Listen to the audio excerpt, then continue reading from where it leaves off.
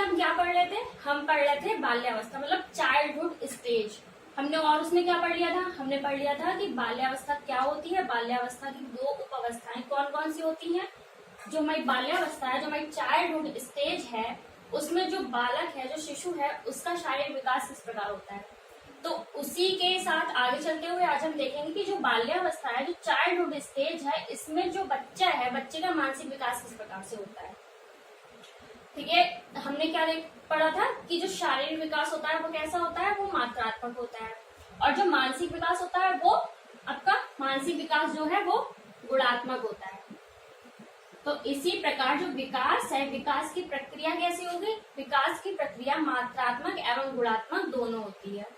और साथ ही हम लगातार चर्चा करते हुए चल रहे हैं कि जो विकास है, जो विकास की प्रक्रिया होती है, वो एक निरंतर चलने वाली प्रक्रिया है, मतलब जीवन पर्यंत चलती रहती है। जब तक हमारा जीवन चलेगा तब तक हमारा जो विकास है वो भी चलता रहेगा। जो विकास की प्रक्रिया है वो कभी रुकती नहीं है। आइए हम अपने टॉपिक पे आते हैं, बाल्यावस्था में मानसिक विकास। फर्स्ट क्या है? जब बालक लगभग 6 वर्ष का हो जाता है तब उसकी मानसिक योग्यताओं का लगभग पूर्ण विकास हो जाता है।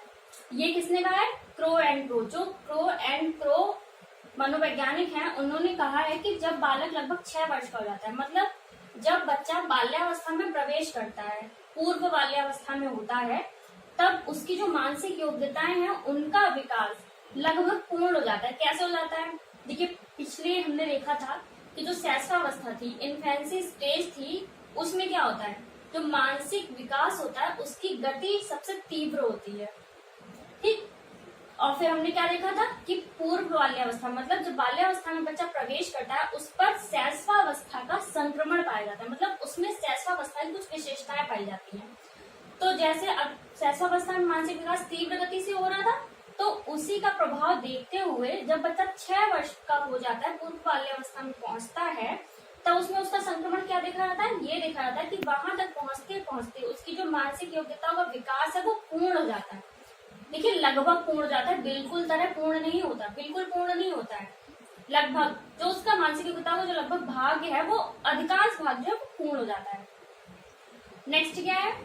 7वें वर्ष। देखिए, जो बाल्यावस्था है, बाल्यावस्था 6 वर्ष से 12 वर्ष तक होती है। इसका जो समय काल है 6 वर्ष से 12 वर्ष है।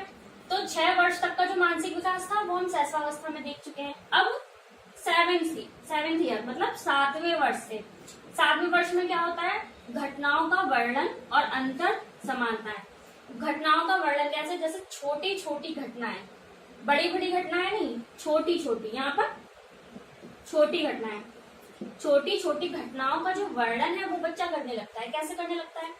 जैसे हमारे साथ में कुछ इंसिडेंट हुआ, कोई किस्सा हुआ, हमने वो जाके बच्चे को सुनाया, फिर क्या हुआ? उसका वर्णन वो खुद दूसरों के सामने करने लगता है, लेकिन छोटा किस्सा। ऐसा नहीं कि हमने उसे बहुत 3-4 पन्नों की कहानी सुना दी कोई, उसके बाद हम उससे कहें कि हमें इसका वर्णन सुना, वो सुना देगा, नहीं सुना पाएगा। इसलिए जब बच्चा 7वें वर्ष में होता है, 7 साल का हो जाता है, तब क्या होता है? बच्चे का जो कोर्स होता है, स्कूल जाता है वो, उसका जो कोर्स होता है, उसकी जो पुस्तक पुस्तिकाएं होती हैं उनमें छोटी छोटी घटनाएं होती हैं। फिर अगर हम उन्हें वो कहानियां सुनाएं, उसके बाद हम उनसे क्वेश्चन पूछे, प्रश्न पूछे, तो वो उत्तर दे देंगे, क्योंकि वो घटनाएं छोटी होती हैं, उनका वर्णन वो आसानी से कर लेते हैं। नेक्स्ट क्या है? अंतर और समानताएं। मतलब छोटी छोटी वस्तुओं में, किन चीजों में अंतर और समानताएं? वस्तुओं में अंतर करना सीख जाता है। कौन सी वस्तु सेम है, कौन सी समान है, ये सीख जाता है। अंतर करना सीख जाता है, कौन सी वस्तु छोटी है, कौन सी बड़ी है, कौन सी हल्की है, कौन सी भारी है। तो ये अंतर समानताएं बच्चा कब सीखता है? 7 वर्ष की आयु में। जब बच्चा 8 वर्ष का होता है तब क्या होता है? तब उसमें कौन सा मानसिक विकास होता है? जब बच्चा 8 वर्ष का होता है तब कहानी, कविता याद करना। देखिए, 7 वर्ष में क्या हो रहा था? घटनाओं का वर्णन करना सीख रहा था, घटना याद नहीं कर पा रहा था। लेकिन जब बच्चा 8 साल का हुआ तो वो छोटी छोटी कहानियां, छोटी छोटी कविताएं याद करने लगा।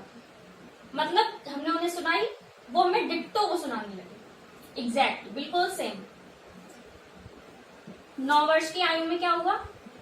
9 वर्ष की आयु में समय, दिन, दिनांक, रुपए, गणित की छोटी समस्या है। देखिए समय, तो बच्चा 9 साल का हुआ, 9 साल का होने के बाद वो टाइम देखना सीख गया घड़ी में। अब देखिए ऐसा नहीं है कि हम आजकल के बच्चों के हिसाब से देखें, आजकल के बच्चे बहुत ही फास्ट हैं, वो 5 साल में 6 साल में ये सारी चीजें सीख जाते हैं। लेकिन हम ये जो अध्ययन कर रहे हैं ये हम पुराने विकास के आधार पर कर रहे हैं। पुराने मनोवैज्ञानिकों ने जो पुराने युग के जो बच्चों का अध्ययन किया था उनके अकॉर्डिंग कर रहे हैं, हम आज के बच्चों को देख के ये नहीं कर रहे हैं। तो देखिए 9 वर्ष की आयु में क्या हुआ, बच्चा समय देखना सीख गया, दिन सीख गया कि हाँ आज कौन सा दिन है। हमने उससे पूछा बेटा कैलेंडर में देख के आओ आज कौन सा दिन है, बता देगा। नेक्स्ट दिनांक, उसे पता लगने लगा कि आज कौन सी तारीख है, कौन सी दिनांक है। रुपयों को गिनना सीख गया, रुपयों का यूज कैसे होता है ये सब कुछ वो 9 वर्ष की आयु में सीखने लगता है। गणित की छोटी समस्या है, तो गणित विषय है, उसकी छोटी छोटी समस्याओं को वो खुद ही सुलझाने लगा, खुद ही उनको समस्याओं का समाधान ढूंढने लगा। जो गणित की छोटी छोटी समस्याएं होती है, जैसे पैसे गिनना, पैसे जोड़ना, पैसों का हिसाब करना, या फिर उसके पढ़ाई से रिलेटेड हो गया कि छोटे छोटे जोड़ घटाना गुणा भाग, ये सारी समस्याएं वो 9 वर्ष की आयु में खुद ही सॉल्व करने लगा।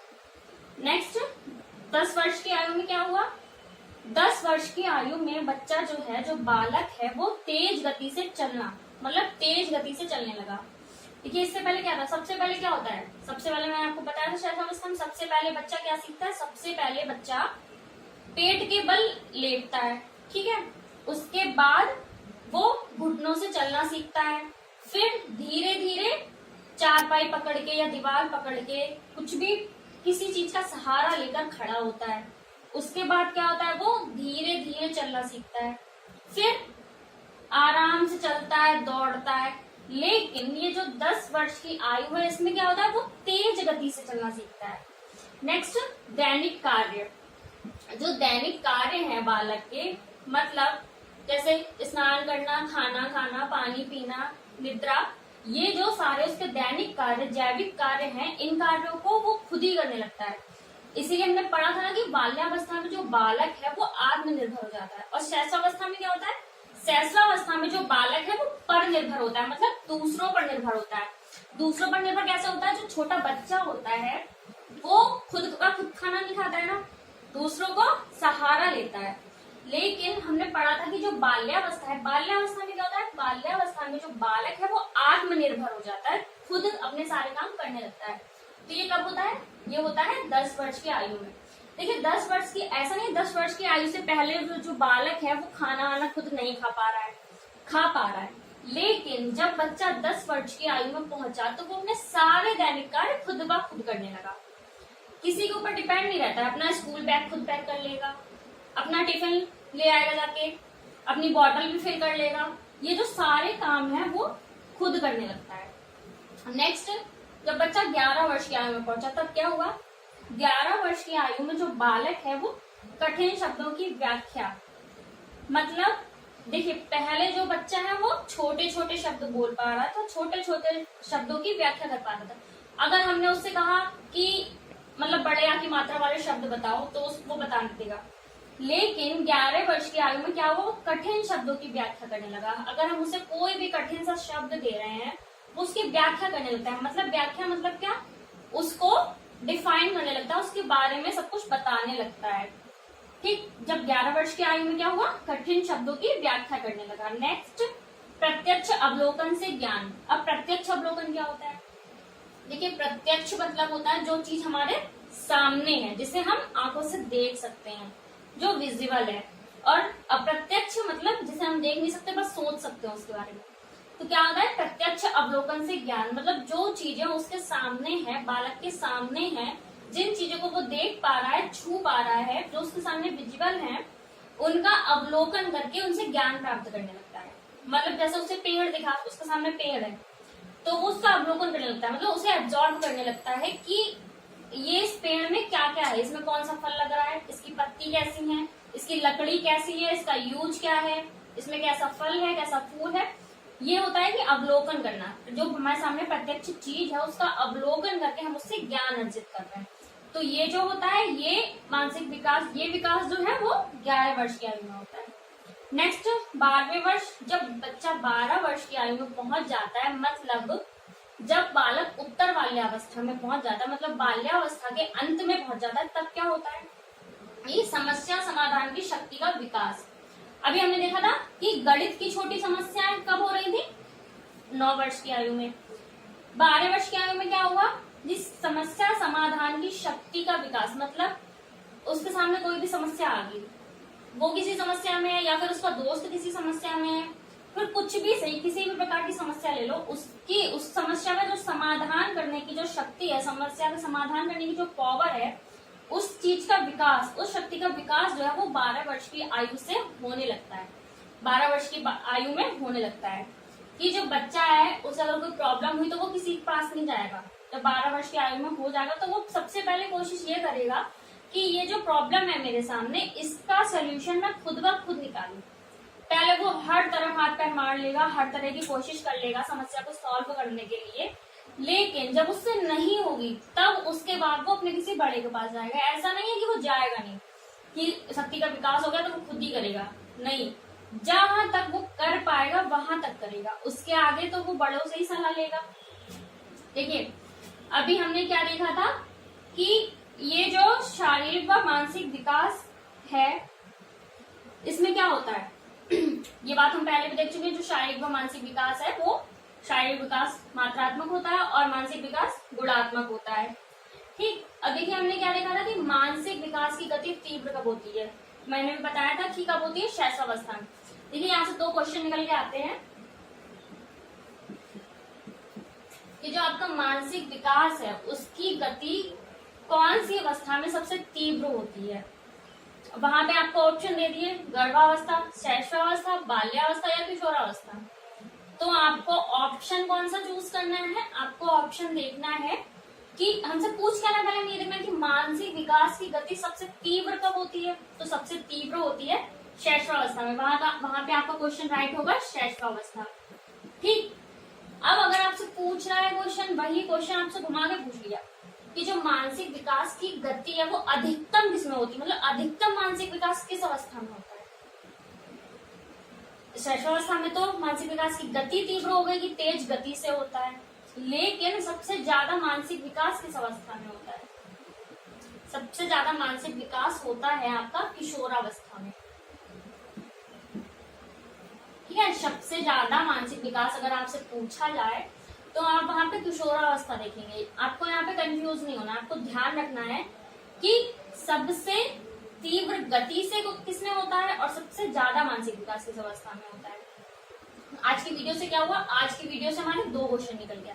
अब ऐसा नहीं है कि हाँ डेली हमें 2 क्वेश्चन मिल रहा है या हमें 4 क्वेश्चन मिल रहा है, उस टॉपिक से जिस हिसाब से एग्जाम में आया हुआ जो भी क्वेश्चन निकलता है वो हम आपको प्रोवाइड करा देते हैं।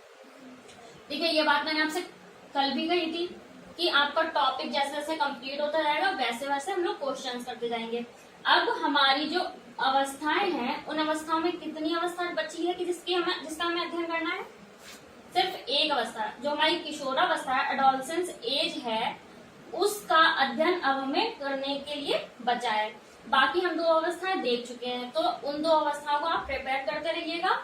और जो विकास है कि विकास क्या होता है, उसको प्रभावित करने वाले कारक हमने देखे थे, उनको भी प्रिपेयर कर लीजिएगा। क्योंकि जो किशोरावस्था है, किशोरावस्था कंप्लीट होने के बाद फिर हम यहाँ पे टेस्ट सीरीज करेंगे, कुछ क्वेश्चंस करेंगे कि जो हमने अभी तक पढ़ा है उसमें से जितने भी क्वेश्चन निकल रहे हैं, कौन कौन से क्वेश्चन निकल रहे हैं, वो सारे आप यहाँ पर करेंगे। ठीक है, तब तक के लिए आप बने रहिए ग्रेट मंत्रा के साथ। धन्यवाद।